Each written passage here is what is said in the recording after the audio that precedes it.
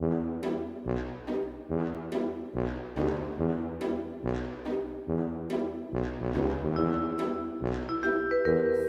of people have mysteriously vanished in America's wilderness.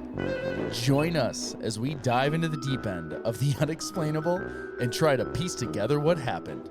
You are listening to Locations Unknown.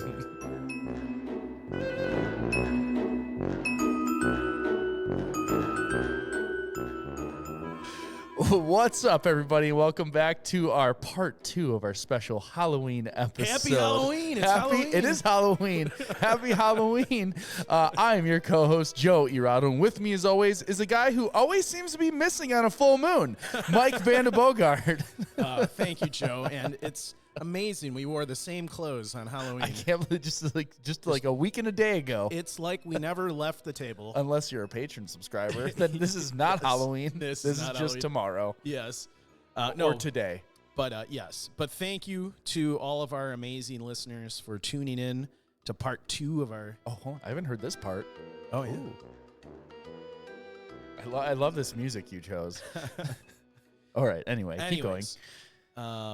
So thank you for tuning in. This is part 2 of our Halloween special, crazy case of double disappearance in the deep in the mountains of Colorado, Breckenridge area. I've been to Breckenridge. It's really amazing in the winter. And what's cool is I still don't know if I'm correct. Yes. I mean, this is only a couple minutes later for me. Yeah. It might feel like a week for some of you, but so I've been on pins and needles for at least 5 minutes. So I'm eager to get back into this thing. Yeah, so just to recap, Joe theorized there's some kind of love triangle going on with the 2 missing individuals and the husband of one of the missing individuals, and maybe that led to some kind of double murder, or who knows what happened. Yeah, I feel like there's a connection. I can't quite put my finger on it. I think for those of you that don't know this case, you'll find this episode pretty crazy, some of the things that happened in it. But, okay, want to call the show? It's Halloween. I do. We want you to call into the show, 208-391-6913, if you're out having a few drinks on this great Halloween evening. Yeah, let's okay, so everybody, pull your car over. Yes.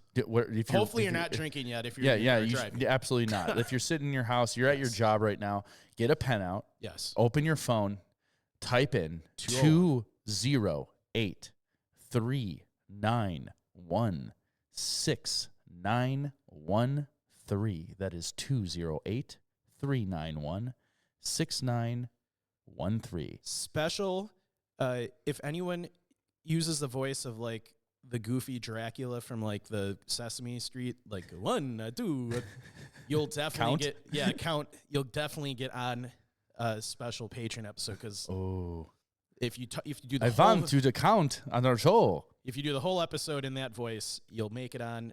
And if Montana Mike or North Dakota, I'm worried about those I'm very worried. I'm very worried about those. Halloween's probably a very special day for them. I think their Sasquatch wives may have turned on them. Yeah.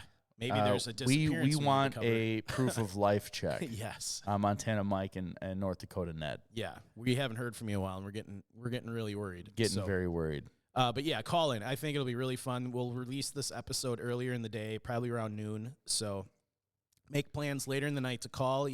Maybe you're out with your friends, have your whole group join in on the call. Absolutely. My sister's getting married on Halloween. Oh, really? Oh, yeah.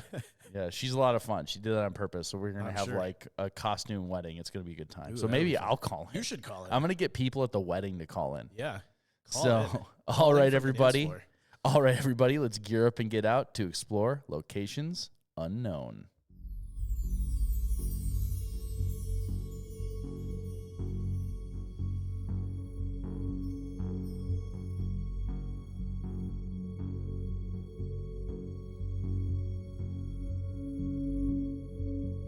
Last week, we introduced you to Bobbie Jo and Annette, 2 women who vanished the same night while hitchhiking from Breckenridge, Colorado. A brutal winter storm buried the region, and searchers braved sub-zero temperatures across Hoosier Pass, and surrounding wilderness. All they found were scattered belongings and haunting clues left in the snow. Tonight, we pick up where that search left off. as the mountain begins to reveal what really happened on that frozen night.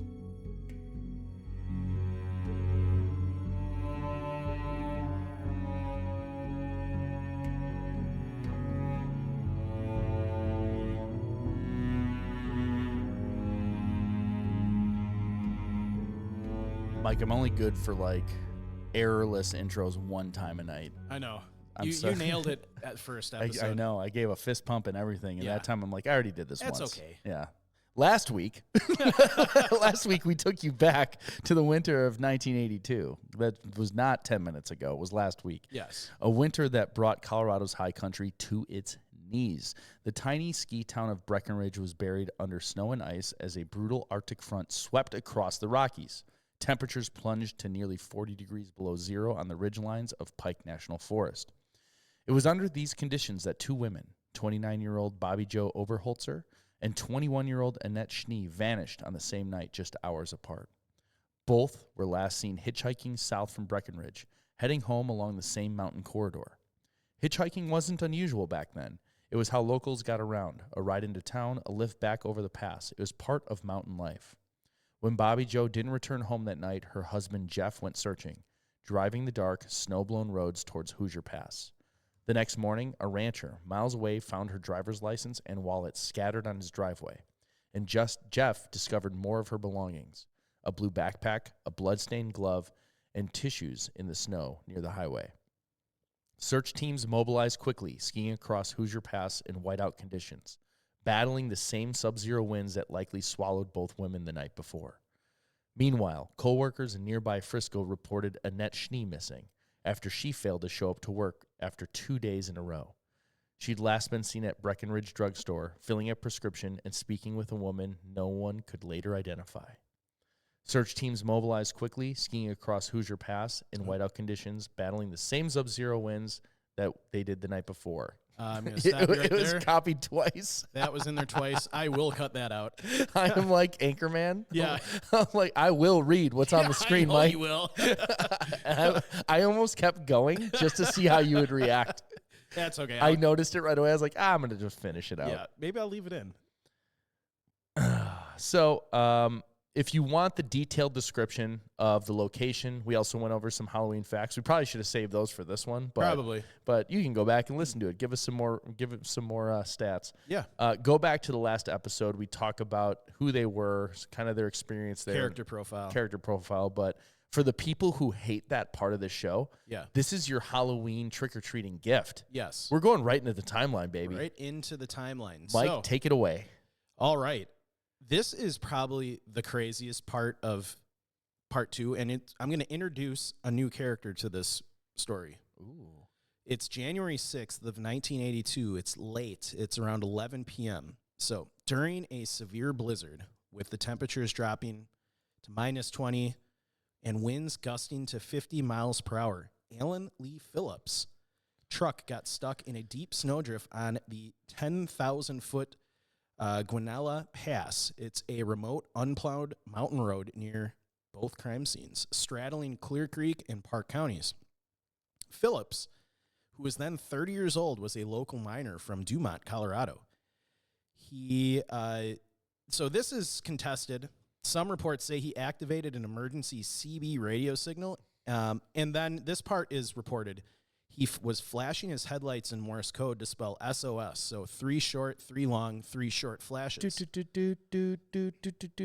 That kind of, yeah. I know my Morse code. Don't you? So this is the crazy part. A sheriff's deputy on a commercial flight overhead at 30,000 feet spotted the flashing lights through the storm and alerted authorities on the ground. That is wild. That is wild. Yeah. So from 30,000 feet, Sheriff Harold Bray reads 3 short, 3 long, 3 short SOS flashing up from a closed mountain road, flying an airliner at 30,000 feet. Jeez. So this triggered again, we have this kind of telephone game with this a little bit. So some reports state it was a massive rescue operation that involved the U.S. Forest Service and the Colorado National Guard and helicopters. But from more official reports, It was just a kind of a local operation, so it involved multiple agencies. So this was Maybe for local, that's massive. Yeah, well, it involved Clear. Like 2 small mountain towns. Yeah, it involved Clear Creek County Sheriff's Office and local fire departments. Rescuers, including Fire Chief Dave Montoya, who knew Phillips from their shared work at the Henderson Mine, braved sub-zero conditions, heavy snow, and zero visibility to reach him. They used snowmobiles, 4x4 vehicles, and ground teams on skis. The operation lasted for several hours into the early morning on January 7th with, the rescuers risking hypothermia and avalanches. Phillips was found cold but alive with a prominent bruise on his face, which he had claimed was from falling in the snow while trying to free his truck. He was wrapped in blankets, given hot drinks, and transported down the pass for medical checkup. The rescue actually did make national headlines as a heroic tale of survival and community effort with no connection to any crimes noted at the time. Okay. It's now January 7th of 1982, 3 p.m. Searchers discovered Bobbie Joe's frozen, fully clothed body in a snowbank at the summit of Hoosier Pass, approximately 10 miles outside of Breckenridge and about 400 feet south of the summit along the road. She was found with zip ties on one wrist, suggesting an attempt to restrain her, and had been shot twice at close range in the chest. Holy cow. Jeff, who was part of the search effort, pleaded with authorities to see her body and identified her at the scene. An autopsy concluded shortly after that and confirmed no sexual assault, and the presence of the zip ties and gunshot wound indicated a violent struggle. Like we said in part 1, Jeff... Okay, there's a scene, an image of where her body was found. Oh, now it's got to pull up. Oh, wow. So just off the road. Yeah. So Jeff, like we said, had become an initial suspect due to his proximity involvement, though no charges were filed at the time. In February 1982, a similar attack occurred in Summit County. A woman was beaten with a hammer and raped after accepting a ride. Tom Luther, another new subject, was arrested. He had a violent history, especially against women, and was a potential link. Law enforcement thought they had their guy, but no evidence connected him to the Annette and Bobbie Joe cases, and he was only convicted for the assault, which he received a 10-year sentence. Luther would later be linked to an actual murder in that area, but it was not related to these cases. So, jeez. Yeah. So, kind of some crazy stories, coming out of there at this time. We are now fast forwarding to July 3rd of 1982. A 13-year-old boy was fishing when he discovered the body of Annette face down in Sacramento Creek, about 23 miles south of the Breckenridge drugstore, where she was last seen. This would roughly be about 7 to 13 miles from Bobbie Joe's discovery site, and about 7 miles from Jeff's home in Alma. She was fully clothed but in disarray, broken jean zipper shoes on the wrong feet. Forensics show she had been shot once in the back with a downward angle exit wound on the front, suggesting she may have been on her knees or running downhill towards the stream, and no bullet was ever recovered. They also suspected sexual assault, but could not be confirmed due to the decomposition from the time in the water. No physical evidence was found at the scene except for an orange booty sock on her left foot. So there is a connection. Was the other sock? Yeah. Okay. So this matched the one found near Bobbie Joe's body, which formally linked the cases. Jeff's business card was also discovered in her jacket pocket during the investigation. And then I just want to make a note. Oh, and that's from when he gave her a ride originally. Yeah. Okay. So, yeah, it's interesting how everything's linking up. So, yep. I just wanted to make a note, too. Just some of the distances I mentioned, like 7 to 13 miles from Bobbie's site and 7 miles from Jeff's home, are approximate from secondary sources. Official pages stick with the 20 miles from Breckenridge figure, so just put that in your head. So it's now 1988, and this is per secondary sources. So crime labs tested the bloody glove, and DNA was a mix of hers and an unknown male's, not the husband's. And the husband was cleared at this time of any possible connection to the murder. Okay. 1989, again, this is per some, and Joe's got a picture of the creek area where Annette's body was found. So that's roughly the area where she was found. Yeah. So 1989, a task force was formed. Detectives pursued leads like an armed carjacker, but it was dead-ended. There's Annette's jeans that were recovered from the crime scene. I'm not showing the screen. Oh. No, I am. Oh, were you not showing the whole time? No, I was showing it for part of it. Okay. That's why I always tell you not to always say it, because sometimes I'm not showing the screen. Oh. So there's the sweater with the bullet hole. That's the bullet hole that Bobbie Jo was wearing, the sweater. Okay. So 1995, again. Oh, and there's the... That's still wild that an airliner saw an SOS sign from the truck. Yeah, we're looking at a news clipping from the time. We did have the map pulled up, the second one. So that's where the truck was. Yeah. And this is where the body was. Yep. Okay. So 1995, detectives revisited Tom Luther as a suspect, but turned out to be another dead end. Now we are getting into the era of DNA analysis. It is 2002. This is, again, per secondary sources. So I keep saying that because there are some like official sources that we're using for information, and then there were secondary sources where people went and were reporting, they talked to different people involved in the case. Okay. Long after it happened. So, I mean, we're in 2002 now. This happened in 1982. Yeah. So a lot of time has passed. So at this time, an unknown male DNA from the glove was entered into the CODIS databank, but there was no matches. Now, this is going to start getting very interesting, how they ended up tracking down the actual killer. So early 2020, we're in the 2020 now. So you can see how, like, this happens in 1982.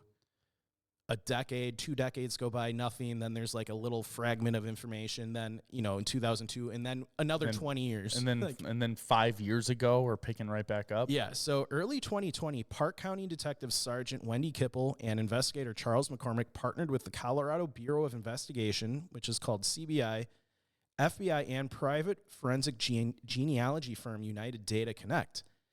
They uploaded the crime scene DNA to public databases and started building family trees that narrowed suspects to Phillips and his brother. Bruce, the brother of Alan Phillips, was ruled out since he did not have any Colorado ties. It's late January 2021. Investigators covertly collected DNA from Alan Phillips from a discarded trash at a Sonic drive-in. We got it pulled up right here. Yeah, so there's a picture of the actual evidence. They had a bag and a napkin, and they were able to get DNA off of that. And on February 23rd of 2021, official lab results matched the unknown male profile from 1982 to Alan Phillips. That's wild. So in February 24th, one day later, Phillips, who's now 70, was arrested in Dumont. Oh, there's a picture of him from back in the day. 82.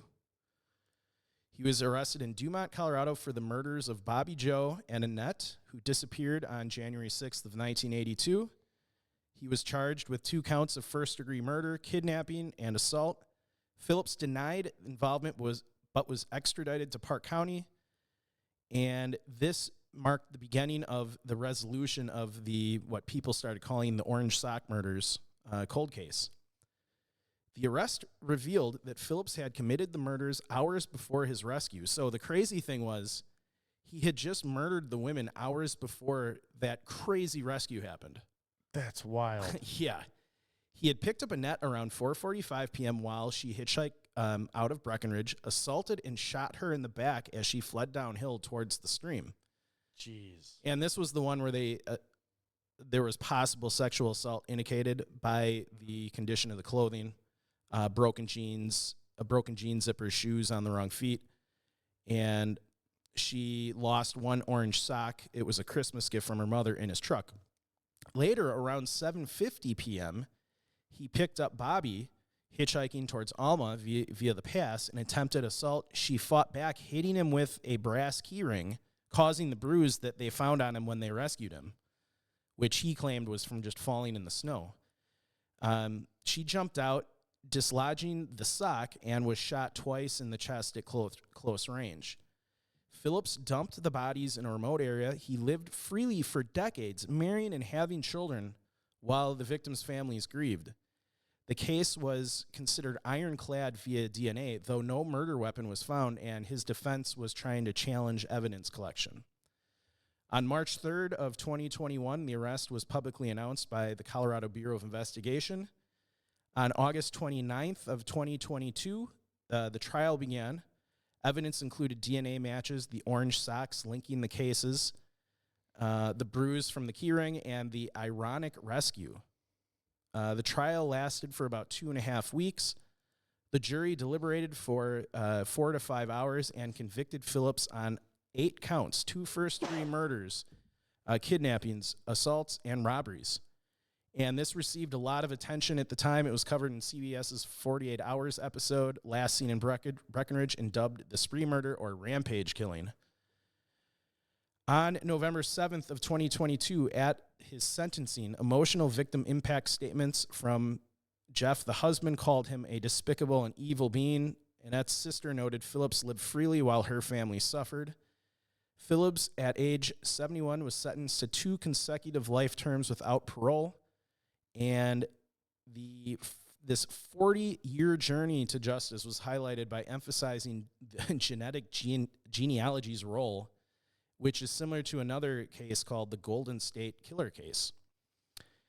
And then on February 27th, 2023, to wrap all of this up, Phillips, at age 72, died by suicide at Arkansas Valley Correctional Facility, and no foul play was suspected. Wow. So that's wild. Isn't that a wild ending to this case? I feel really bad that I went after the husband like Well, that. And you got me. You made me think I was right. I gotcha. Yeah. No, I mean, the craziest part of this was the rescue. That's pretty wild. And not even just the rescue, but it was hours after he had just murdered both of them. Well, it's like you wonder if he didn't get rescued, if he would have perished out there, and then they would have been able to solve the case. Yeah, because they would have had his DNA. But they would have had to wait to test it decades later. Yeah, good point. But the crazy thing is, too, before, what did I say? So if we would have covered this case, 4 years ago, official lab results weren't matched to Phillips until February of 2021. So, for 40 years, this case went unsolved, and your theory might have been plausible. Yeah. I mean, until just very recently. That's wild.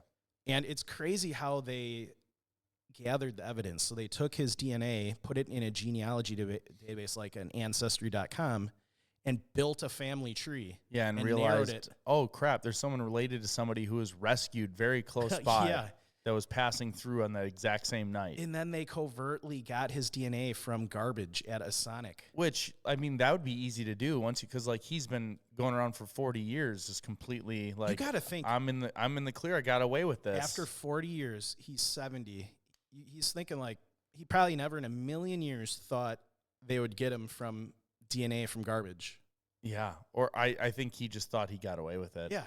That's wild. And it's crazy to think that cases are still being closed that far in the future. I love that because I don't know, in a sense it would like make anyone just keep like the rest. If you do something that heinous, like the rest of your life you have to look over your shoulder. Yeah. Like no, you can't just get away with it. Well, something wild can come up or occur and it can just Can you Google quickly when, I'm curious when DNA testing started getting used in murder cases?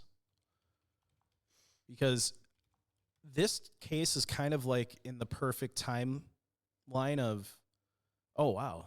DNA testing was first used in a murder case in England in 1986 to solve the Narrowborough murders of Linda Mann and Dawn Ashworth. In the U.S., it was first used in a courtroom in 1987. So it's been used for a while. Yeah. Oh, the CODIS. In the 1990s, the FBI established the CODIS, the Combined DNA Index System database, which began as a pilot program in 1990 and was later formalized by the DNA Identification Act of 1994. So they only started centralizing it in the 1990s. And like I said, they put that DNA into the CODIS database and didn't have a hit. Yeah. And when did commercial genealogy go live? I'm curious. I can't spell genealogy. That's okay. Commercial genealogy began in 2000 with the launch of both Family Tree DNA and Oxford Ancestors, which offered direct-to-consumer DNA testing for genealogy. This marked a shift from academic studies to public access to genetic genealogy tools. That's like the libertarian in me is like, ooh, I don't want to give my DNA away. Yeah. But then, like, there's also justice being served as a result because, like, that guy's ancestor, like, one of his family members was like, I want to learn about my heritage, and that got him arrested. Yeah. That's wild. So that's the crazy thing, too. Like, even though the FBI database was around from 1990, he had never committed another crime where it would have been collected, so it wasn't in the database. It wasn't until the 2000s where they were able to, because when did I say they put that in there? That was back in early 2020s. Yeah. So, yeah, 2021, February. So they didn't enter his DNA into CODIS until 2002. Yeah. And, oh,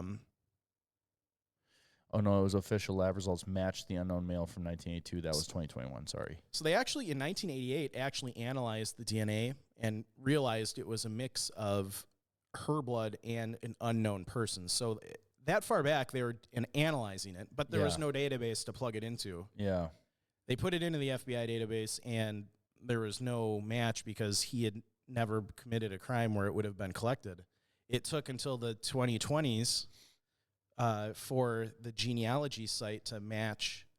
You know, it's probably like cousins and uncles and aunts and whoever else, and they whittled it down to his brother must have put his DNA in there, like his brother's DNA. And when they were able to match it, get it down to Bruce's DNA, they're like, I wonder if Bruce has a brother. Yeah. It's just crazy. I'm still, That's mountain so wild. rescue is wild. That someone in 30,000 feet in an airline jet saw the SOS signal.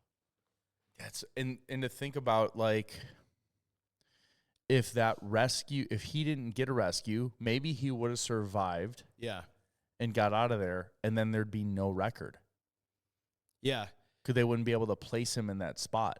That was probably, the DNA evidence is pretty ironclad, but also having the fact that... But think about it. 40 years later, if you can't prove that he was in the area at all, and it's old DNA evidence, I bet, like, a shady lawyer could just be like, okay, like, you've used random DNA from an ancestry thing. Like, no. Yeah. But, like, the fact that, like, no, this is DNA of somebody who also was rescued in a daring way within hours during a major blizzard, within hours the two women going missing. Yeah.